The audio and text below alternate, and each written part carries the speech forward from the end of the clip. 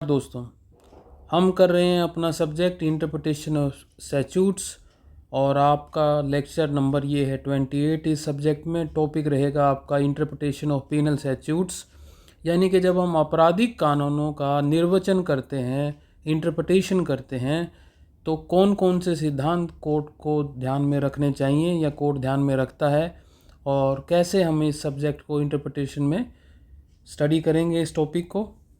तो दोस्तों, शुरुआत करें आज के इस टॉपिक की।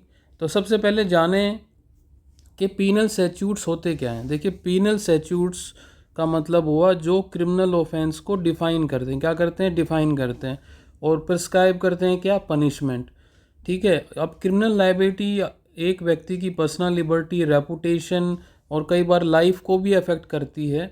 इसलिए जो कोर्ट क्या करते हैं, कानूनों का जो निर्वचन है आपराधिक कानूनों का, उसको बड़ी ध्यान से पर्टिकुलर क्वेश्चन के साथ एक्सरसाइज करते हैं। अब फंडामेंटल जो प्रिंसिपल है क्रिमिनल जूरिस्प्रूडेंस का, that no person should be punished unless the act committed clearly falls within the scope of the offence defined by the law.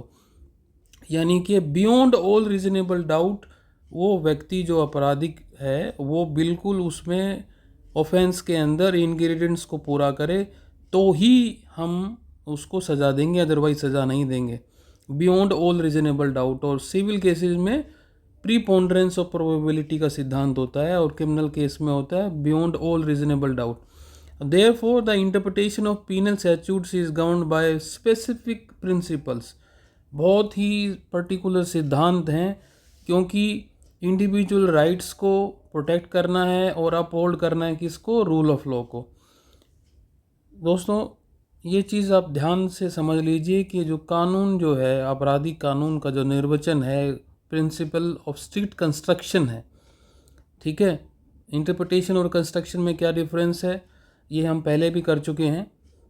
तो जो प्राइमरी रूल है जो पीनल स्टैट्यूट्स को govern करता है वो है आपका स्ट्रिक्ट कंस्ट्रक्शन। ठीक है।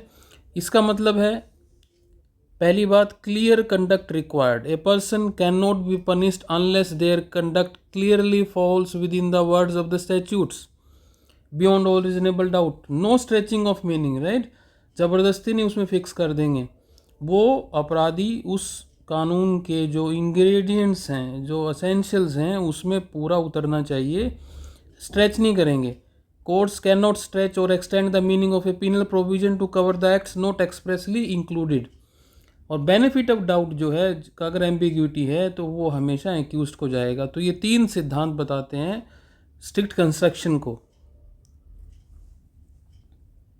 अब ये जो बेसिस है इन स्ट्रिक्ट कंस्ट्रक्शन का, वो दो मैगजीम से आता है। देखो, नलम क्रिमिनल साइन लेगे, no crime without law, criminal liability must be clearly defined by the law and can not be created by judicial interpretation. And नल्ला पोनिया साइन लेगे, no punishment without law, no crime without law, no punishment without law. इन दो maxims के ऊपर strict construction depend करता है। So these maxims emphasise that criminal liability must be clearly defined by the law and can not be created by judicial interpretation. ये ध्यान रखिए। आज का लेक्चर विशेष रूप से जो क्रिमिनल लॉ में प्रैक्टिस करते हैं उनके लिए बहुत एसेंशियल होने वाला है, या जो एलएलएम कर रहे हैं क्रिमिनल लॉ में उनके लिए मस्ट है। और जो बच्चे एलएलबी कर रहे हैं या बीएलएलबी कर रहे हैं और इस सब्जेक्ट को पढ़ रहे हैं, तो वो इस चीज़ को समझें कि रैशनल क्या है एक स्ट्रिक्ट कंस्ट्रक्शन के पीछे। रैशनल ये है कि जो क्रिमिनल लॉ है वो किसको अफेक्ट करती है? Life, liberty, reputation and property को। और इसके पिनल कॉन्सिक्वेंस सीवियर हैं, स्टिग्मेटिक हैं। So court should insist that criminal liability must arise only from clear and unambiguous statutory language, and this strict construction is rooted in constitution, basically that is rule of law. Now rationally behind this principle can be understood under the following heads. अब ये आपको heads देखने हैं, जो 5 head हैं। एक तो protection of personal liberty under constitutional guarantee, ठीक है, वो आर्टिकल 21 से आती है। दूसरा, प्रिवेंशन ऑफ आर्बिट्रेरी और excessive use of state power, article 14, ensuring certainty and clarity in criminal law, upholding fairness in administration of justice, अब it is very important. Now severity of penal consequences demand precision. precision का मतलब precision और accuracy, बिल्कुल precisely बताएगा कि ये अपराध हुआ, इसकी ये सज़ा है। तो ये जो 5 सिद्धांत हैं ये रैशनल हैं बिहाइंड स्ट्रिक्ट कंस्ट्रक्शन के, इनको अच्छे से याद कर लेंगे, समझ लेंगे। वन बाय वन चलते हैं। The protection of personal liberty, article 21, जैसे मैंने बता दिया आपको। अब क्या होता है कि क्रिमिनल कन्विक्शन जब होगी तो इम्प्रिजनमेंट होगी, फाइन होगा या डेथ की सज़ा भी हो सकती है, तो वो कॉन्स्टिट्यूशनल प्रोटेक्शन से अलाइन करना चाहिए। And article 21 very clearly says that protection of life and personal liberty, now no one shall be deprived of his life and personal liberty without the procedure established by law. Verbatim याद होना चाहिए। Now article 20 clause 1, protection against ex post facto criminal law, पुरानी law के तहत आपको सज़ा नहीं दे सकते। जो एग्जिस्टिंग जो है कानून है क्रिमिनल लॉ में, क्या होगा कि जब अपराध हुआ उस समय जो लॉ था वही अप्लाई होगा, ये ध्यान रखिए। Now Supreme Court in Tolaram Relumal versus state of Bombay reported in all India reporter 1954, Supreme Court at page 496 held that if two interpretation of a penal provision are reasonably possible, the one favorable to the accused must be adopted. उसको सज़ा देनी ही नहीं है, ये ध्यान रखिए। ये सिद्धांत नहीं होना चाहिए कि सज़ा देनी ही है, अगर उसको सज़ा मिल रही है तो देनी है। This is the protection of personal liberty. This ensures that personal liberty is not curtailed on doubtful construction. Strict construction therefore acts as a constitutional safeguard against wrong conviction. दूसरा रैशनल देखिए दोस्तों, prevention of arbitrary state power. इसमें श्रेया सिंगल का case है, बहुत important case है। Shreya single versus Union of India, citation है इसका, it was reported in Supreme Court cases 2015, volume 5, it is 5 after bracket is volume 5 at page number 1. Date of judgment is 24th of March 2015. Law involved was section 66A of ITA, Information Technology Act 2000. Now section 66A of ITA basically criminalize sending through electronic communication any information that was grossly offensive of menacing character or causing annoyance, inconvenience, danger, obstruction, insult etc. अब इसमें बहुत सारे लोगों को पकड़ लिया और social media पे जो पोस्ट थी, खासकर पॉलिटिकल फिगर्स को जो क्रिटिसाइज कर रही थी, now petition were filed challenge the constitutional validity of section 66A. Issue was whether section 66A violated article 19(1)(a), that is freedom of speech and expression, whether provision was unconstitutional due to vagueness and arbitrariness under article 14. Shreya Singhal का case है दोस्तों, बहुत important case है, देखिए। Now the judgment in this case was that section 66A is unconstitutional. Key findings was that vagueness doctrine was introduced first time. That court held that expressions such as annoying, grossly offensive and inconvenience were unidentified, undefined and inherently subjective. ठीक है, such vague language fails to provide clear standards for determining criminal liability. The decision introduced the doctrine of vagueness firmly into Indian constitutional criminal jurisprudence. Violation of Article 14. The absence of clear definition allowed arbitrary and discriminatory enforcement. A penal provision that lacks precision violates the equality clause because it gives excessive discretion to the authorities. Chilling effect was on free speech. Article 19(1)(a). Vague criminal provision discourages legitimate expression due to fear of prosecution. Strict construction prevents expansion of criminal liability through vague language or judicial creativity. तो अगर जब भी हम बात करेंगे खासकर information technology act की, तो श्रेया सिंगल का केस ज़रूर इंट्रोड्यूस करेंगे उसके अंदर। Now the Supreme Court reaffirmed that penal statutes must meet constitutional standards of clarity and non arbitrariness. Vague criminal laws not only violate equality but also endanger personal liberty. Key takeaway was number 1, that section 66A of ITA is vague and it allowed arbitrary criminal prosecution, therefore it needs to be struck down. Key takeaway 2, The court emphasized that vague penal provisions violate Article 14 and enable misuse of state power. Now, rationale 3.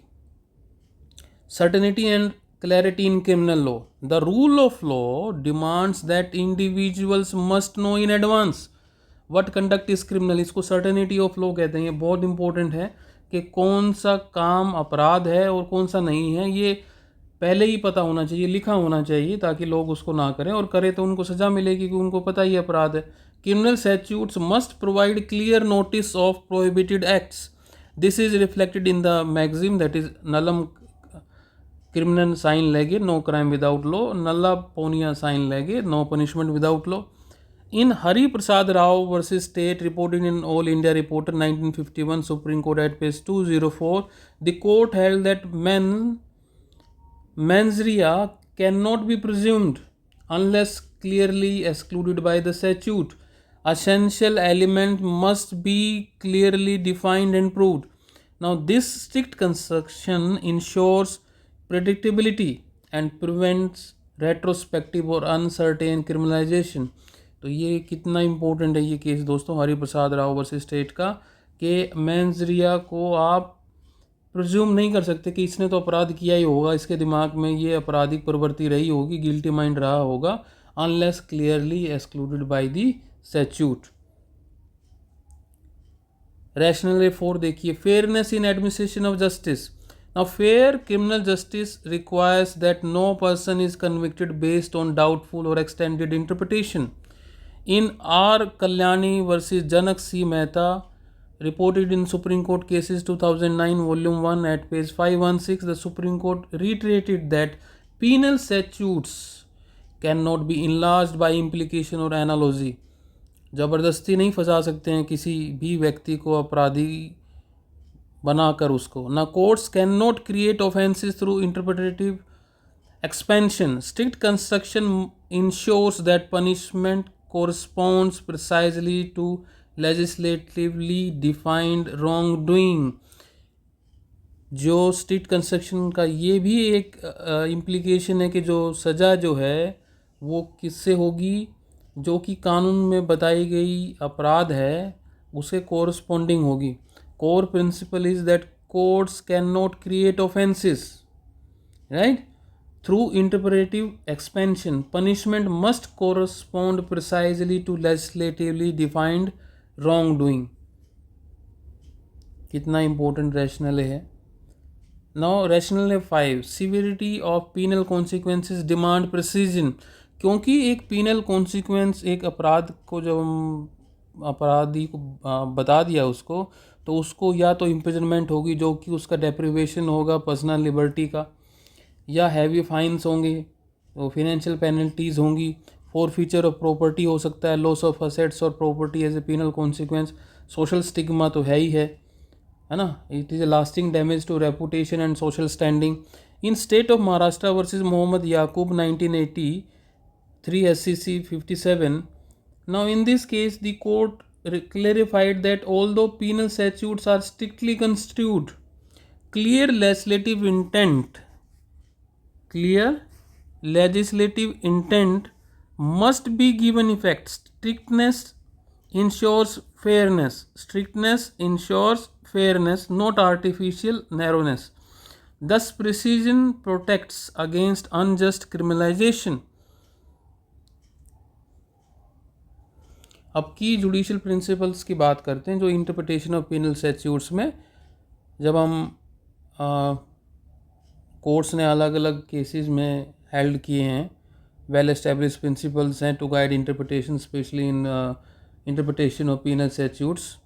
एक तो clear words are required to create offences, ये हो गया पहला. दूसरा हो गया no enlargement.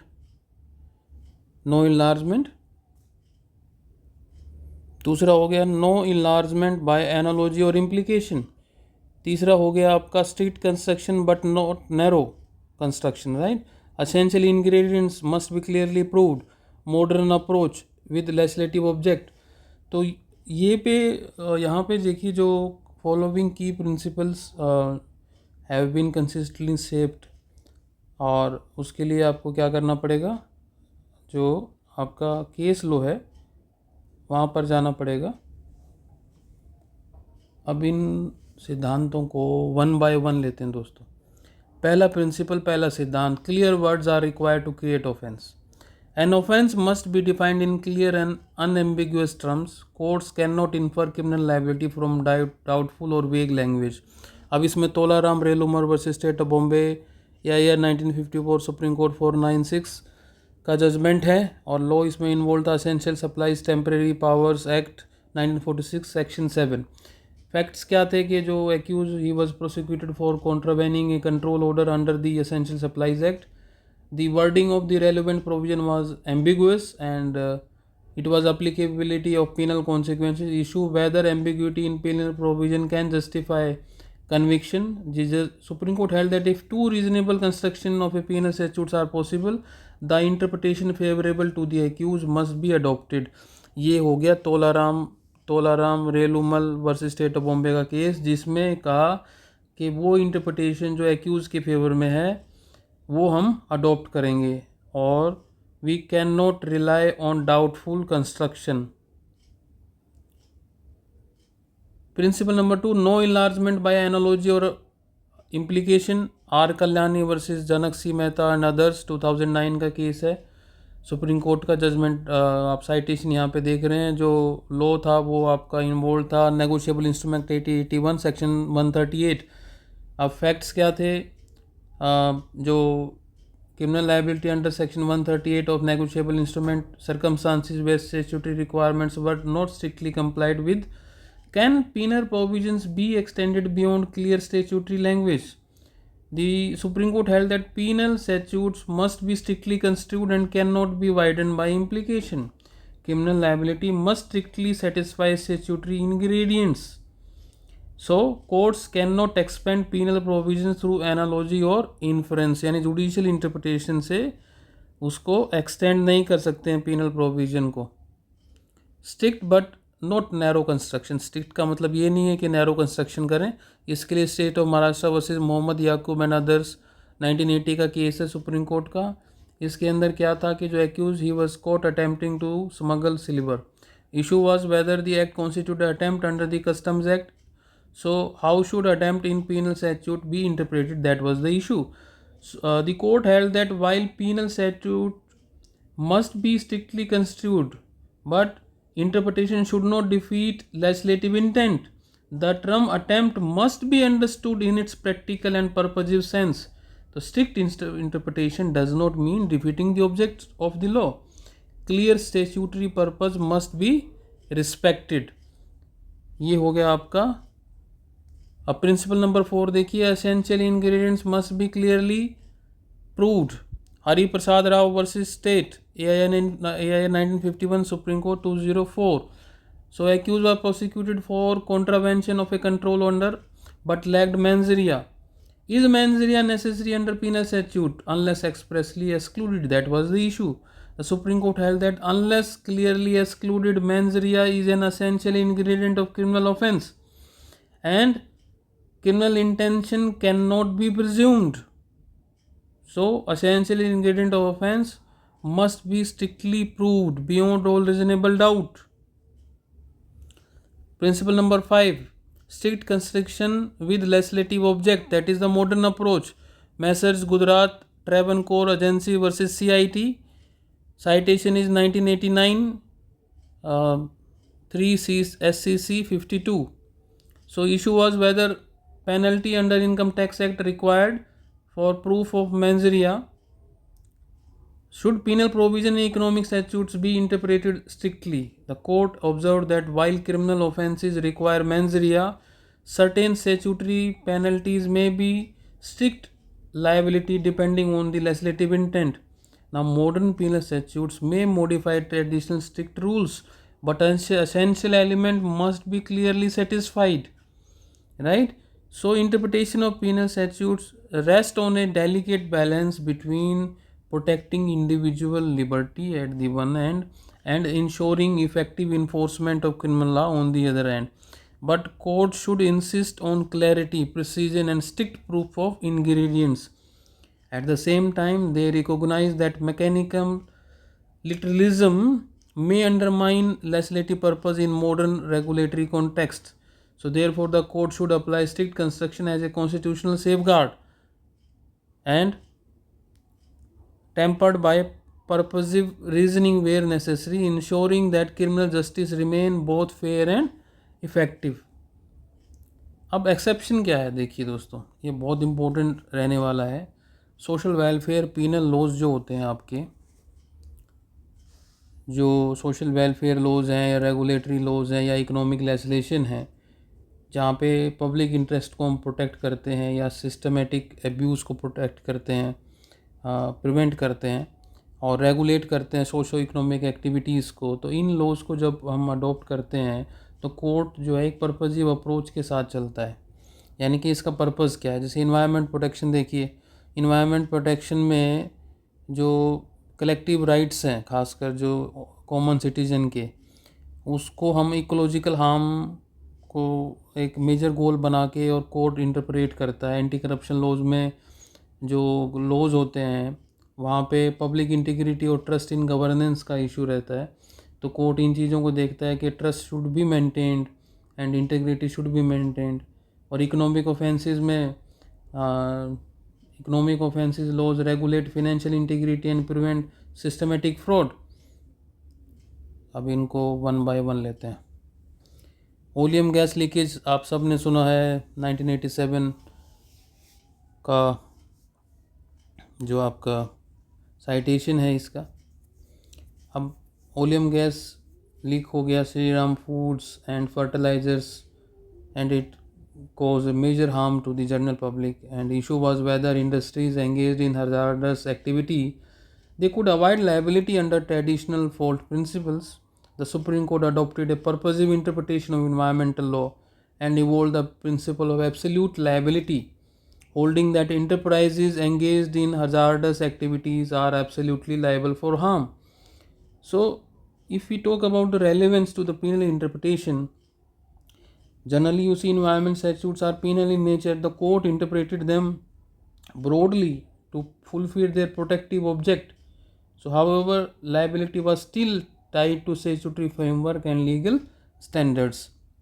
तो एक तो इन्वायरमेंटल लॉज में हम एक्सेप्शन हो गया यहाँ पे कि उनको हम पर्पजिव अप्रोच के साथ, ब्रॉड अप्रोच के साथ करते हैं. एंटी करप्शन और इकोनॉमिक ऑफेंसेस के अंदर RS नायक वर्सेस AR अंतुले साइटेशन इसका 1984 का है. अब प्रिवेंशन ऑफ करप्शन एक्ट 1947 है. Issue was whether procedural and jurisdictional provision should be interpreted narrowly और purposively. So Supreme Court emphasized that anti-corruption laws must be interpreted to advance their object, that is curbing corruption and maintaining the public integrity, maintaining the trust in governance. So still they should ensure compliance with statutory safeguards. Now, principle that was evolved that even in purposive interpretation, courts insisted on strict proof of statutory elements such as public servant, abuse of position, etc. So, minimum जो standard है criminal laws का वो maintain करना पड़ेगा. अब state of Maharashtra versus Mohammad Yakub का case है 1980 का. इसमें अटैम्प्ट जो है वो इशू था कि उसको हम कैसे उसका मीनिंग डिफ़ाइन करें. तो यहाँ पे पर्पजिव इंटरप्रिटेशन कोर्ट ने लगाई और कहा कि smuggling laws were effective but clarified that act must clearly fall within the statutory definition of attempt. So this purposive interpretation ensures effectiveness but essential statutory ingredients must be established. So therefore you see mandatory requirements are there under purposive interpretation. What are those? एक तो essential ingredients of the offense must be clearly established. ये तो रहेगा ही रहेगा जी, मतलब भले ही आप purposive interpretation कर रहे हो तो भी essential ingredients of offense तो प्रूव करने पड़ेंगे, चाहे भले social welfare penal laws हों. Now burden of proof remains on the prosecution.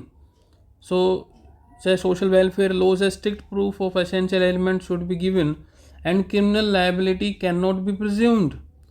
So still the stringent social welfare penal laws, prosecution bears initial burden. Criminal liability cannot be presumed automatically, right? So these are the three mandatory requirements.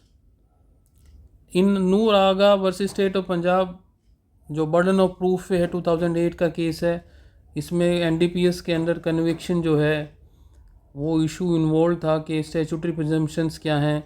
Now extent of burden on accused under reverse burden provisions, the court held that although NDPS act contains presumptions, now prosecution must first establish foundational facts beyond reasonable doubt कि he is guilty of under NDPS Act.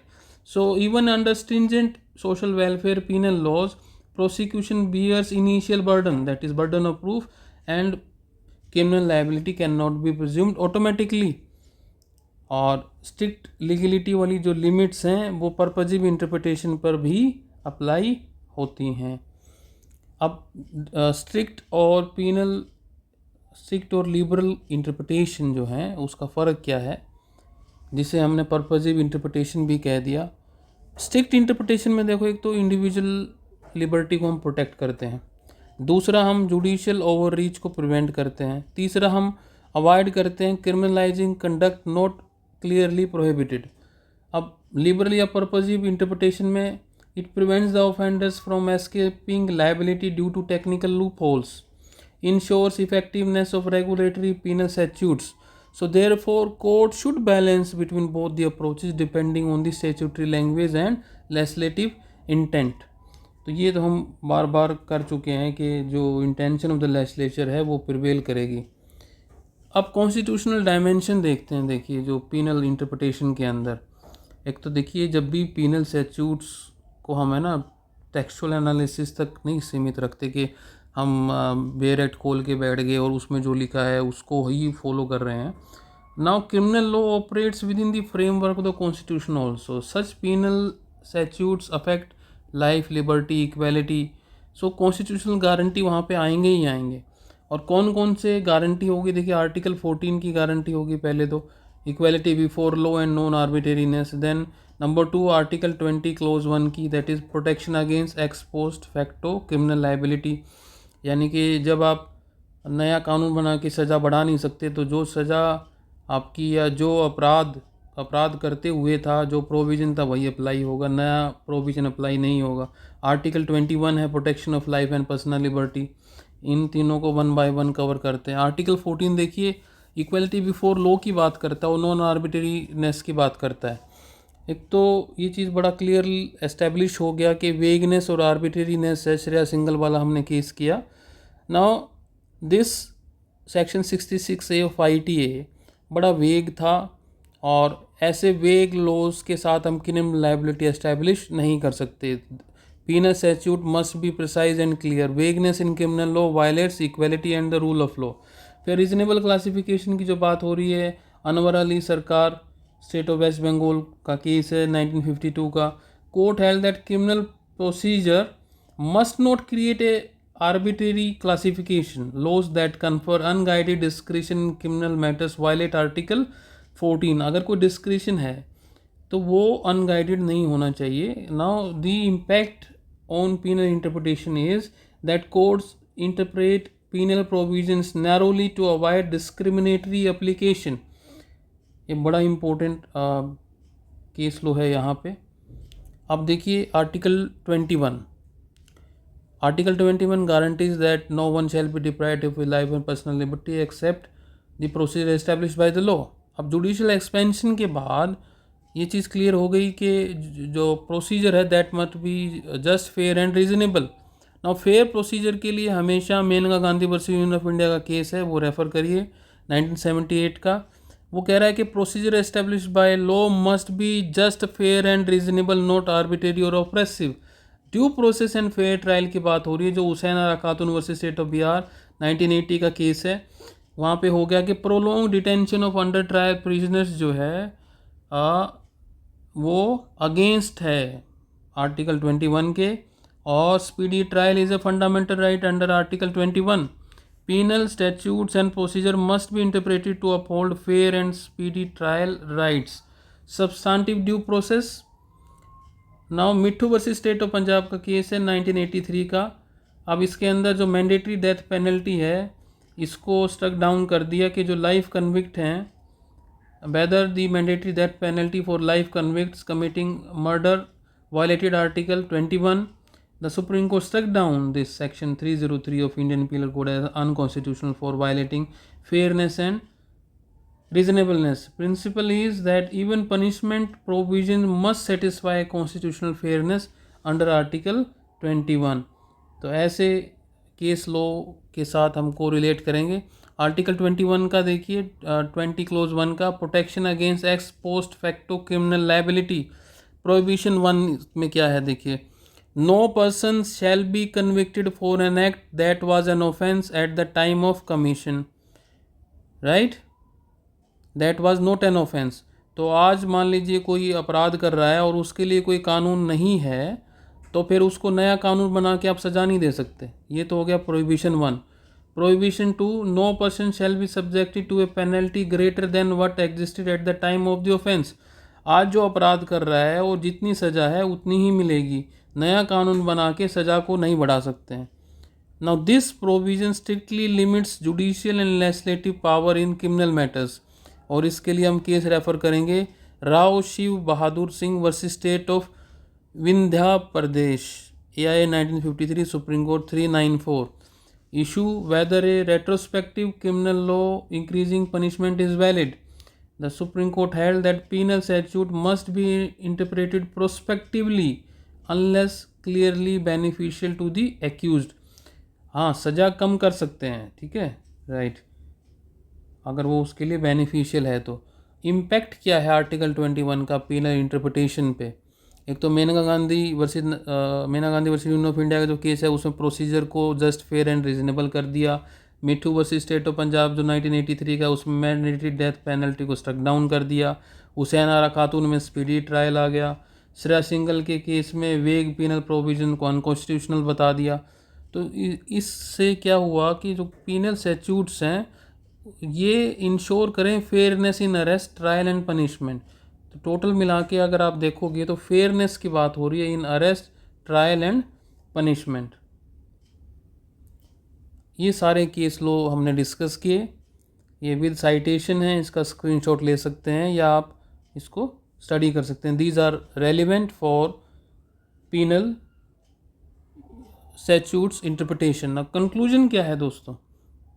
देखिए, जो penal statutes हैं they are governed by doctrine of strict construction, ये तो हो गया clear. इसका मतलब है no individual is punished unless their conduct clearly falls within the statutory definition of an offence, and court should avoid enlarging penal provision by implication and resolve ambiguity in favour of the accused. ये 3 बातें हैं। और इसका अगर हम थोड़ा सा essential elements को स्ट्रिक्टली प्रूव करेंगे और पर्पसिव इंटरप्रिटेशन जो है आपका रेगुलेटरी ऑफेंसेस में ध्यान रखेंगे, जो कि मॉडर्न जूरिस्प्रूडेंस है, लेकिन फिर भी हमें 3 चीज़ें ध्यान रखनी पड़ेंगी। एक तो पर्सनल लिबर्टी को सेफ गार्ड करना है स्ट्रिक्ट कंस्ट्रक्शन से।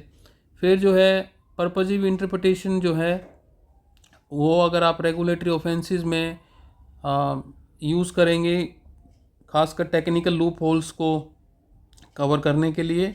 पर्पसिव इंटरप्रिटेशन का मतलब है कि अगर 2 इंटरप्रिटेशन निकल के आ रही हैं तो जो उसका कानून का पर्पस है उसके फेवर में आप इंटरप्रिटेशन लेके जाएंगे। और तीसरा जो है आप रूल ऑफ लॉ करेंगे, बैलेंस अप्रोच होगी रूल ऑफ लॉ और कॉन्स्टिट्यूशनल जस्टिस की। This balance approach safe guards personal liberty while ensuring effective enforcement of criminal law and thereby upholding the rule of law and constitutional justice। दोस्तों, कई बार ज़िंदगी में proving से ज़्यादा becoming important होता है, और ये 2 नई पुस्तकें लिखी हैं, इसमें नोवेल की शेप में हैं, जिसमें आरब और रिया पहले जो है वो प्रूविंग की तरफ जाते हैं, फिर बाद में बिकमिंग की तरफ जाते हैं। और ये जो बुक है इम्पोर्टेंट है खासकर जिनको आइडेंटिटी इश्यूज़ रहते हैं कि मुझे कुछ साबित करना है, मुझे कुछ बनना है। और ये आप इंग्लिश के अंदर इसका टाइटल है फ्रॉम प्रूविंग टू बिकमिंग। और हिंदी में इसका टाइटल है साबित करने से बनने तक। ये अवेलेबल हैं आपका अमेजन और फ्लिपकार्ट के ऊपर, और इनका लिंक डिस्क्रिप्शन बॉक्स में अवेलेबल है, वहाँ से जाके आप इनको परचेज़ कर सकते हैं। इसको पढ़िए और मुझे ज़रूर से बताइए कि आपको ये पुस्तकें कैसी लगी। और दोस्तों, यदि आपको हमारे लेक्चर पसंद आ रहे हैं तो आप चैनल को याद से सब्सक्राइब करिए, और आप हमारे साथ एक्स, इंस्टा और फेसबुक पे डॉक्टर अनुपम आचार्य के नाम से सर्च करके फॉलो कर सकते हैं। साथ ही आप हमारे Facebook page doctor Anupam Acharya number 1 motivator and author को भी फॉलो कर सकते हैं। तो लाइक करिए, शेयर करिए और नोटिफिकेशन बेल आइकन को दबाना ना भूलें, ताकि जब भी कोई नया वीडियो अपलोड हो वो आप तक तुरंत पहुंचे, उसका नोटिफिकेशन तुरंत आपके पास आए। So thank you for being with me, और आप यूं ही तरक्की करते रहें, स्माइल करते रहें। Always be happy. God bless you. Thank you.